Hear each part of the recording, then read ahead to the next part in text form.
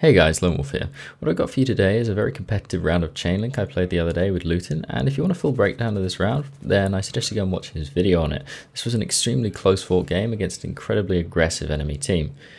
Now, what I want to talk about today is actually the complete opposite of this round, which is less than competitive, stacked games where one team is significantly stronger than the other, where it's quite clearly unfair, and where the main objective seems to be just getting as many kills as possible against a team that really can't defend itself.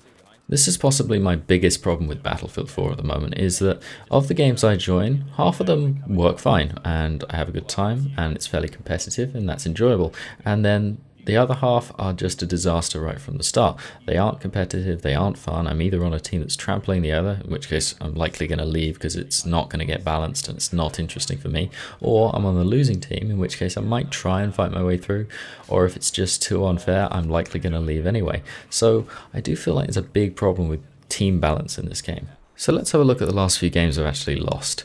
Excluding the game on Rush, which I had to leave early, let's have a look at Hainham Resort here. This game was won by the enemy team by 720 tickets and I left early, and this is why.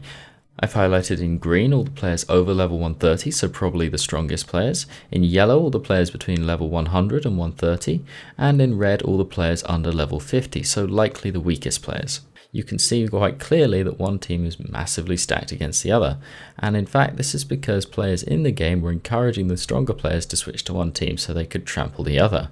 In my opinion, this is a woefully unimpressive way to behave. I was so unimpressed I actually left the game because I wasn't prepared to switch to the winning team just so that I could have a little bit of fun at the expense of newer players. To add to this, I don't even find trampling the other team particularly enjoyable. If I win by 700 tickets, that's not a close fought game for me, that's easy. That's like playing AI soldiers, that's not going to be fun for me, and it's certainly not going to be fun if you end up on the losing team. There is a responsibility not only on the admins of these servers but also on the players themselves to balance the games they're in, because nobody enjoys being on the much weaker side, so if you're on the much stronger one, maybe consider switching to the other side so you can have a more balanced and enjoyable game overall. Now let's quickly distinguish a stacked team from a winning team. If you win by a lot of tickets, it doesn't necessarily mean that you've stacked the teams and that it's unfair. I don't really have a problem with one team trapping the other in their spawn to win the game quickly if the teams were balanced in the first place. Here's an example of a game that was won by a significant number of tickets, but that actually wasn't too unbalanced overall. All that happened here is that one team played better than the other and as a result won the round. There's nothing wrong with winning, that is the objective. But there is a problem with that if the teams weren't fair to begin with. Now, saying that the 5 best players shouldn't all be on the same team does of course raise the question as to whether or not team balance or wanting to play with your friends takes precedence. I personally can't make my mind up on this one, because on one hand I do advocate for good team balance and on the other hand I do enjoy playing with a squad.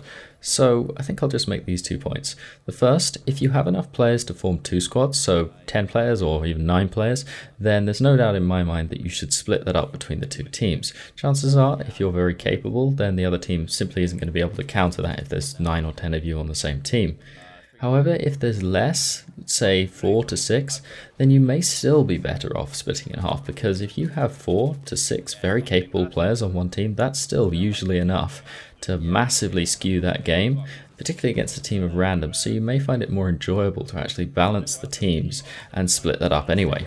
Aside from more admin enforcement, there's really not a whole lot we can do about team balance beyond just encouraging people to do the right thing, because it's really not that much of a selfless act. If you switch teams and you make the game more balanced, you're going to have a far more intense round, just like this one on Chainlink in the background.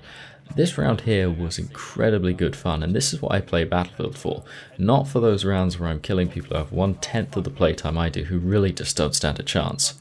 I really do think if more people realise just how good fun rounds like this can be, then we'd end up being able to play a lot more of them.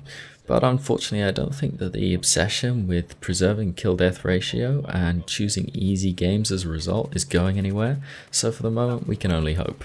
Anyway, thanks for watching. I hope to have some hardline content up in the next week once I've had a chance to play it. I hope you found this commentary interesting, and I'll see you next time. What? I get killed by a mortar from an assault player? Dice kill cam, please. Thank you.